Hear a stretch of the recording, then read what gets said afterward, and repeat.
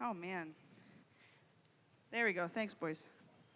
I might steal one for one of my kids later, so don't be surprised if they disappear. Mommy has to bring home some sort of a toy. And the gas stations around here aren't too special, so. Although they've got boiled peanuts. Those are pretty good. How are y'all? Yeah? This is like kind of a hometown crowd. Where are my Louisiana folks at? Where are you at? There you are. There you at? I was trying to explain to our northern Yankee friends what boudin is, and I said, it's best if you don't know, just eat it. And you slide it out of the tube, and they look at you like, is this why everybody in Louisiana has high cholesterol? I said, yeah, but we're the happiest people in the nation. So, welcome to the greatest state, shaped like an L, but that doesn't mean we're losers. It just means everybody else is. I love what I get to do, but it's kind of funny because my kids don't fully understand what mommy does for a living. And we had career day at school last year, and my 5-year-old, she brings me to school for career day, and all the kids are lined up in the front, and they're all excited to introduce their moms and dads. So up comes little Christian Terrio. He goes, hi, my name is Christian, and this is my daddy, Doug, and he's an engineer. And everybody claps for Doug the engineer because we know what engineers do. I think we do, at least. And then up comes little Lincoln Shoemaker, because millennial women have named their kids things like Lincoln. And Lincoln is standing there, all 3 feet of him, needs a top hat to just look like he belongs. And he goes, hi, my name is Lincoln, and this is my daddy, Jared, and he's a lawyer. So everybody claps for Jared, the lawyer, because we know what lawyers do, right? There's billboards for him all down 65. And then up comes little Rose McGrady with her frizzy curly hair, and she goes, hi, my name is Rose, and this is my mommy, Katie, and she talks to the wall while she's alone. Everybody turns and looks at me and goes, I work in radio, okay? And my office faces a window. My desk looks out to the squirrels and the birds, and I'd probably talk to myself. I don't think anybody except 65-year-old Catholic ladies listen to the Katie McGrady show, but that's okay. Because every now and then they let me out of my office by myself to talk to a bunch of teenagers. It's kind of funny. Kids will say things that don't really make a whole lot of sense, except to you, the person who hears it in that precise moment. A couple summers ago, we gave our kids some ice pops, and Rose, and all of her like 3-year-old wisdom, she sat down and she went, on a hot day like this, an ice pop, perfect. I was like, did you get body snatched by an 85-year-old woman in New York, like sitting at a cafe? Or I have a 2.5-year-old, and if like you fuss at her for something, she'll look at you and she'll go, I'm sorry you yelled at me. It's like, well, should I be sorry that I disciplined you? I'm sorry you yelled at me. They say the darndest things, the wildest things. There have been shows made about it. And they often say the things that will cause you to bust a spleen at precisely the wrong time. Half of parenting is just not laughing at your kids when you're trying to keep a straight face. And a few years ago, we did the Catholic Family Scramble one Sunday morning. We walked into Mass at 9:02, which is pretty good as far as I'm concerned. You're there by the gospel, you're good. And we walked in at 9:02, and the church was suspiciously crowded for a Sunday in August. Everybody was kind of crammed in tight. The only open seats were in the very front row. I'm Catholic. I don't sit in front rows, ever. And so we sneak in, and we realized, like, Mass actually hadn't even started yet. So it was super, super crowded, and it was 2 minutes late. We climb over a lady of a certain age who did not want to move. So now we are a landlocked family with a toddler in the front row in a very crowded church. And we turn around and we smell it first. Catholicism has a smell, right? That incense. And then we see it, the pointy little hat in the back. For some reason, on this random Sunday in August, which wasn't actually random at all, it was the patronal feast of our parish, our bishop had come to say Mass.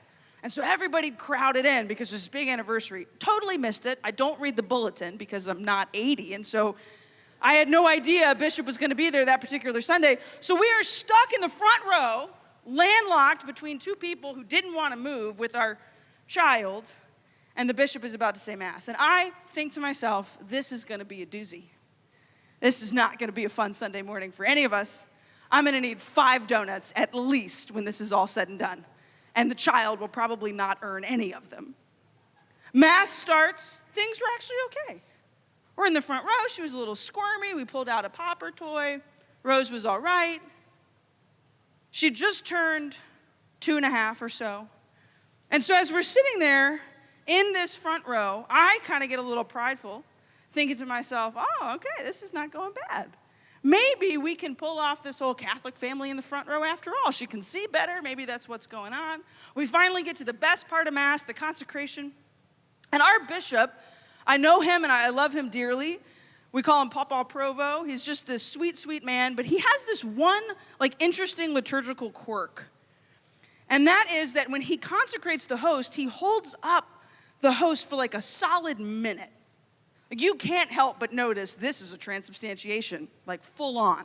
This is Jesus coming to us right here, right now. And so we are at the point of the consecration. He is saying those most powerful words, this is my body given up for you. I look over, my his eyes are closed, his head is bowed. He's this very pious Catholic dad. I look at my daughter, she's staring at her father. It's this beautiful moment.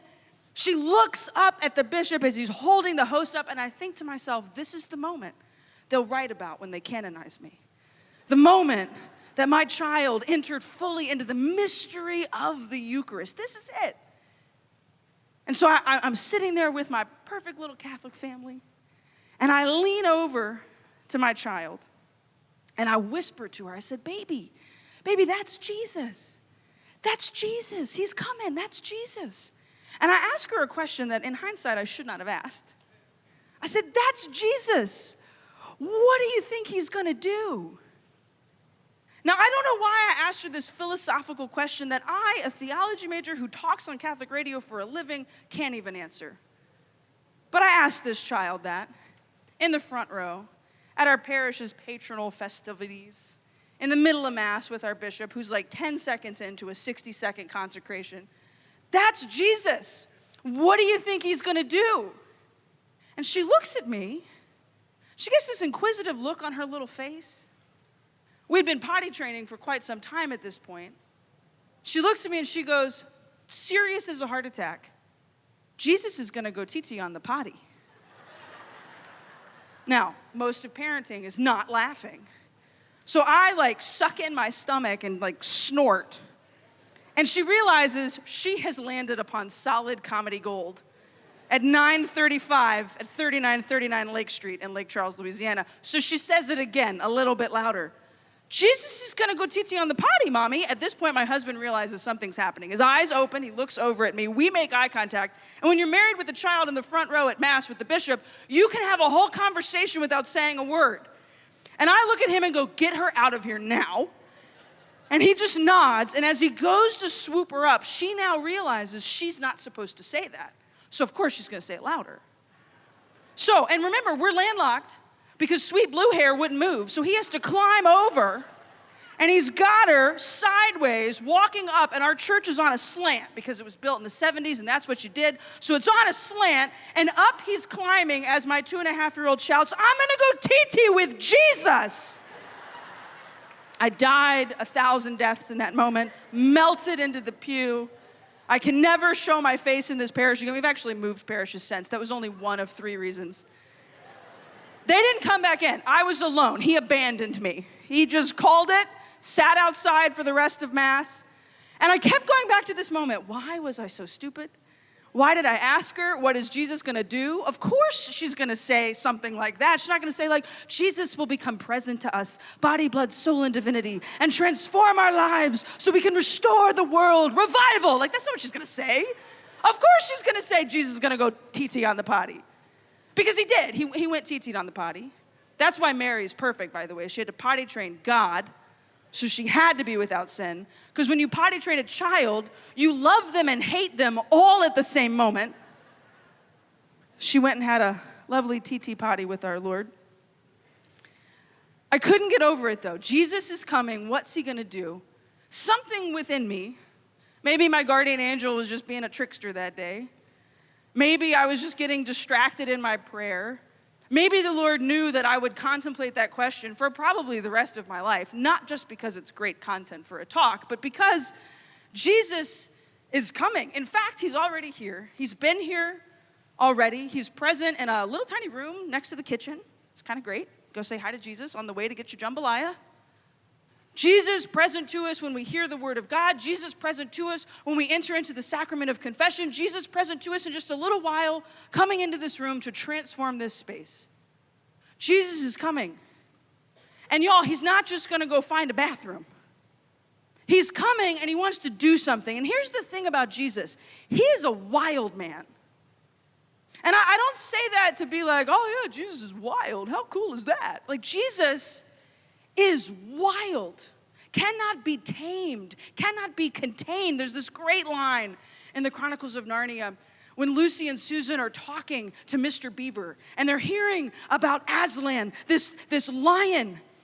And they know that this Aslan, this Christ figure, is coming to save this cold and frigid land where the White Witch is frozen over and it's always winter but never Christmas. And they know that Aslan's coming. And Lucy, this little girl, she looks up at Mr. Beaver and she goes, is he safe? Because he's a lion. He's a lion. And like, some people are crazy enough to like want to go pet a lion, and those people need to be institutionalized. Like, you don't go pet a lion. And this little girl asks this talking beaver in this wonderful fairy tale, is he safe? And Mr. Beaver looks at her and he goes, no, my dear, he's not safe, but he's good. Jesus is wild, far from safe, although he is a place of safe refuge. Jesus is wild, unexpected, but not reckless like a bull in a china shop. Jesus is wild and will go and do things in your life and in the lives of others and reveal himself to you in an entirely new way. Jesus is wild, and he wants to pull you out of the little boxes that you've put yourself in and show you a whole new world. And not like magic carpet ride whole new world, like a whole new world of what holiness is and who you're called to be. See, all throughout the Gospels, Jesus does these wild things, and everybody's confused. Like, he walks into crowds of people and stops and asks who touched him, even though everybody's touching him. He goes into the houses of people that he should be ignoring to raise their children from the dead. He walks up to blind men that everybody else is telling to shut up, and he heals them in that moment. And he walks up to this well at noon one day, the hottest part of the day, and there's this lady there, this woman. And we do not know her name, but we know who she is. A woman scared, and a woman afraid, a woman alone, a woman ashamed, a person, a human being who no longer feels like she has value and worth, so much so that she will not go get water at the beginning of the day. They couldn't just walk into Sam's Club and buy a 36-pack. They couldn't just flip on the tap. They had these jugs, and they would carry these jugs, balancing them on their heads, out to this well. And they'd fill up the jugs at the beginning of the day, and that was your water for the day. You'd wash, you'd cook, you'd clean. Water's gone, your day is done. And you went early in the morning. It's cool. It's kind of a bit of a social activity. All the women head out to the well. They come back in, their day begins, and she is there at noon. See, scriptures, they matter. I know my Bible. I did Bible in a year. I got like 6 months in. It's noon. See, John, my favorite gospel is Luke because it tells the story in order, as one should. But John is second best because John's also kind of wild. We start with a wedding. We head on out to Samaria. And John tells us the times of things. It's 4 o'clock in the afternoon when John and Andrew meet Jesus for the first time. It's noon when Jesus meets this woman because it's hot. It's like Louisiana summer. Feels like you're walking through a washcloth, got to shovel the humidity, hot. And Jesus finds this woman, and he walks up to her, and he asks her for something.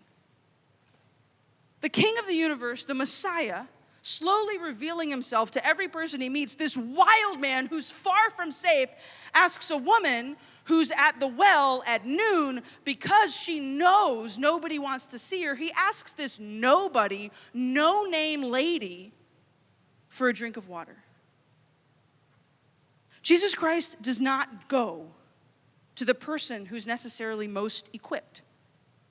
Jesus Christ does not hunt down the most qualified, educated, razzle-dazzle individual and say, you're the person I want. He loves those people. But he hunts down, he goes after, he looks for, he seeks the person who hides at the well at the hottest part of the day because they know they won't see anybody. And he goes to that person and he looks at them. You, who hide at shallow wells at the hottest part of the day, hoping nobody sees you. He goes to you and he says, give me a drink of water. Not because he's thirsty.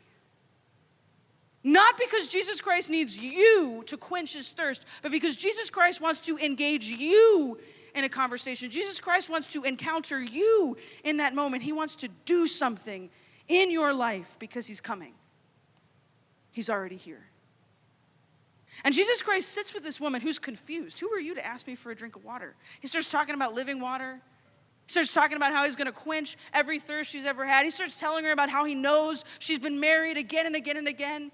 He sees her.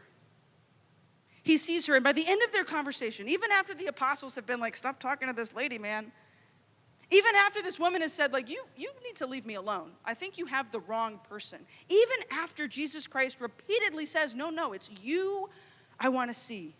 It finally clicks with this woman, where she realizes she's not standing in front of somebody who's safe. She's standing in front of somebody who knows her. And when you're known by somebody, when they see you for all that you are, your mess, your muck, your struggles, your confusions, your mistakes, when they see you for all that you are and don't walk away, that's the scariest feeling in the world. And at the same time that it is the most terrifying thing in the world to be fully known by someone and seen by someone, it is the most comforting thing in the world to know he sees me for all that I am, and he's not going anywhere. This woman is so profoundly moved by this moment of encounter, she invites Jesus back home with her. She then tells people about this man that she's met. She literally says to everyone, he told me everything I have done. He knows who I am. She proclaims the gospel to the townspeople, the same people she'd been avoiding at the well, and they want to meet Jesus. Because what Jesus will do is come into our lives, see us, know us, speak to us, scare us in the sense of, oh my gosh, you're going to run from me, and I don't want you to run from me, but I don't think you're going to stay with me because I know how much I am. I know what I have done. And Jesus looks at us and he says, you're exactly who I've been looking for this whole time. You are exactly who I want to see. You are exactly the person that I love. There is nothing more significant that I will ever say in my entire life than this. Jesus Christ knows you, knows everything that you have done, everything that you have failed to do, and he still chose to carry that cross with your name written on his heart. Those nails dug into his hands and his feet, knowing that you would still sometimes go hide at shallow wells trying to avoid him. He still cried out to heaven, knowing he'd been abandoned and forsaken, but he did it because he knew that even if you would one day abandon him, you were still worth it. And taking refuge in God is not just like going and hiding away. Taking refuge in the heart of the one who died for you is to go back to the place where we have always been drawn to. That's what the word means. Refuge comes from the Latin refugium, which literally means to fall back to. A troop would retreat to fall back to their safe place, to fall back to their refuge when they were in the midst of battle. And if you are weary and laden and heavy burden, you are in the fight of your life, hiding at the wells at noon, running from people who long to preach the truth to you, desperate for nobody to see the mistakes that you've made. You just put on a happy face and pretend like all Jesus is going to do in your life is go TT on a potty. And forget that what Jesus wants to do in your life is call you back to himself. When I was a senior in high school, I would spend a couple of weeks of summer, up here in Alexandria, Pineville to be specific. My grandparents would have my sister and I up, so kind of give my parents a little bit of a break. We'd been doing it since we were kids. And in the summer of 2006, my grandfather was super involved in the Knights of Columbus. And that particular Saturday afternoon, about 3 o'clock, they said, hey, let's get in the car. We're going down to the Coliseum. Now, I was 16 going on 17. It was my Sound of Music year, and I did not want to go. And I was like, no, I'm going to stay home Dawson's Creek is on TBS. Obviously, I'm not going anywhere. It's a very specific reference for a very specific group of women in this room right now. I don't want to wait. So anyway, every child in this room has no idea what I'm talking about, but that's okay. So I reluctantly get in the car, and we arrive at this. I thought it was unair conditioned. I'm pretty sure it was. Everybody's like, oh, no, it was cool. It was not. It was like being in the devil's armpit when you were in that Coliseum. In 2006, I found myself on a Saturday night at a Steubenville Youth Conference. Unregistered, it was the early 2000s. You could just walk on in. My grandfather was serving up jambalaya, just like you had tonight. My grandmother was helping out the women's auxiliary with some cookies, because there was going to be a big ice cream social after the adoration. And here I was. Now, this was 2006. I did not have a cell phone. It's not like I could sit there and scroll TikTok or, I had brought a book because I was a nerd and I never left the house without a book, but I wasn't going to be the kid sitting in the corner of the Coliseum reading a book. So I found my way to sitting with a youth group from Oakdale, Louisiana. And see, Oakdale had a Piggly Wiggly, and Oakdale was the halfway point between Lake Charles and Pineville, so that's always where we'd stop, and sometimes we'd go to Mass, and so I knew the youth minister, so they let me sit with them. And I found myself in the nosebleeds of a Coliseum on a Saturday night at a Steubenville Youth Conference I knew nothing about. And this guy named Josh started playing some music. And this other guy named Paul came up and he gave this talk. And all I remember about the talk was that he talked about picking crabs. It's a talk that Paul George has given many times since. And then he looked at us. All 5,000 of us crammed into this unair-conditioned Coliseum. And he said, let me tell you about Jesus. Let me tell you about the Jesus I know. And he testified. In that moment, he told a crowd of hot, sweaty teenagers and one young woman who did not want to be there about the King of the universe who comes into our lives, who has come into his life, who would come into our lives, who comes every single day into our lives to do something profound. And the very same Jesus is the one I want to tell you about right now. The Jesus Christ who is there when we think he's not. The Jesus Christ that we sometimes feel like we don't know, but he knows us. The Jesus Christ who sees you and knows you're hurting, knows you're lonely, knows you're afraid, and says, that's precisely where I want to be, next to you. The Jesus Christ who was there when the world shut down. The Jesus Christ who was there when my grandmother died alone in a nursing home.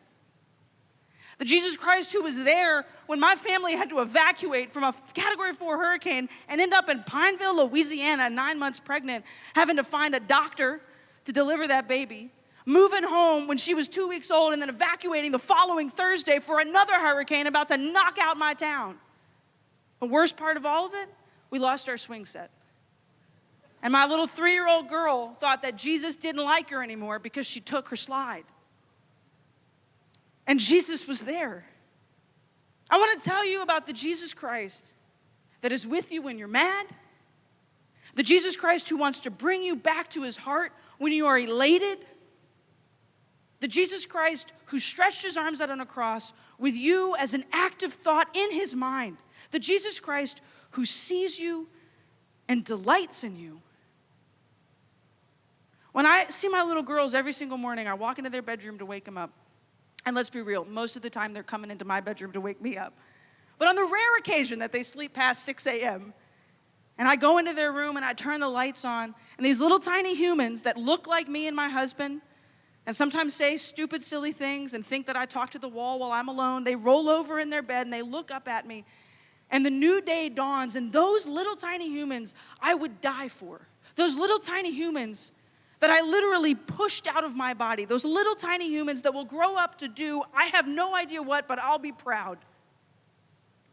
And I love them a fraction of how Jesus loves you. I love them far beyond compare because I'm their mom, and it does not hold a candle to the love that Jesus Christ has for you. That Jesus Christ invites you to take refuge, to take your burdens, to take your heaviness, not because he's bored, Not because he just wants to pump some iron with all of your weariness and heavy ladenness. Not because he thinks, oh, I've got to prove myself to them. He wants to carry you. He wants to hold you. He wants you to fall back to his heart because he knows that's where you belong. And the not safe, wild, good God will never stop coming for you. Will never stop making himself present to you. Will never stop asking you, not forcing. God's a gentleman. He asked his own mom to be born. Will never stop inviting you to come to him. I had plans of coming up here and saying something slightly different than what I just said. But I knew I wanted to end with this. During COVID, it was not easy, and I think we all know that. We're not going to rehash the days of old. But I found myself pregnant with placenta previa, so it was not an easy pregnancy. I had to go to the hospital every week. I was starting to get really depressed because you have to do that alone in the middle of a global pandemic. Feeling incredibly isolated, feeling completely cut off from our church because everything had to close. The Steubenville Conference was canceled. That was like the one last thing I was holding on to was maybe we'll get to do ministry this summer. And the world just closed. And in the midst of that hurt and that loneliness and that scary, scary time, which I know you remember, and I imagine was even more terrifying. Because at least I was an adult that like kind of had an idea of what might happen next, but you were kids, and we took everything from you. And we shut you in your rooms, and we handed you your phones, and we said, good luck. And in the midst of all of that, I have this incredible pastor at this parish that my child once announced that she was going to go TT with the Lord in. And our pastor got really creative, and he knew that the one thing people would need was Jesus. He knew that the one thing people would need to fall back to was our Lord, to find refuge and a home in his heart. And so Monsignor Torres, God love the man, called up a car dealer in town. He said, I need 3 red pickup trucks, and I need them by Sunday. The first red pickup truck had a statue of Our Lady of Fatima. And the second red pickup truck had an altar. And in the altar was a hole. And underneath the main altar was a small table so that the monstrance could be plopped down into the back of a pickup truck and held stable. And in the third pickup truck was a priest with a bullhorn. And for 9 weeks, every Sunday, after the 9 a.m. streamed Mass on Facebook Live, Monsignor Torres would put Jesus in the back of a red pickup truck and drive the streets of Lake Charles, Louisiana. My street, Wedgwood Street, don't come hunt me down, was the last street on the route. And so every Sunday, for those weeks, we would put up our camp chairs and wait for the Jesus parade. And see, we know how to do parades in Louisiana. We got beads, we got music, and now we got Jesus. And we'd sit there and we'd wait.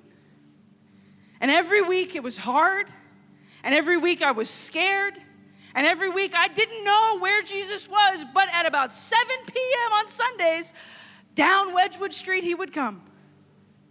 And I could fall back in to the loving arms of a Jesus Christ who would never hesitate to come to my neighborhood, who would never hesitate to come into my heart, who would never hesitate to make himself known in an unair-conditioned arena in 2006 against my will.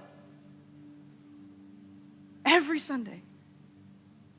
And one Sunday, my little Rose, she'd already gone to bed, and then she was kind of fighting sleep, and we couldn't figure out why, and so we got her back up, and we put her clothes back on, and we said, buddy, what's wrong? And she went, I want to see Jesus. Because she'd missed the Jesus parade. It was a little later that particular day. And so we sat in the front yard, and we waited, and we waited, and we waited, and then here came Jesus. Let's roll the tape. Who's coming? Jesus! Is that Jesus? Yeah, Mama. Say hi, Jesus. Hi, Jesus! Who's coming? Jesus! Is that Jesus? Yeah, Mama. Say hi, Jesus. Hi, Jesus.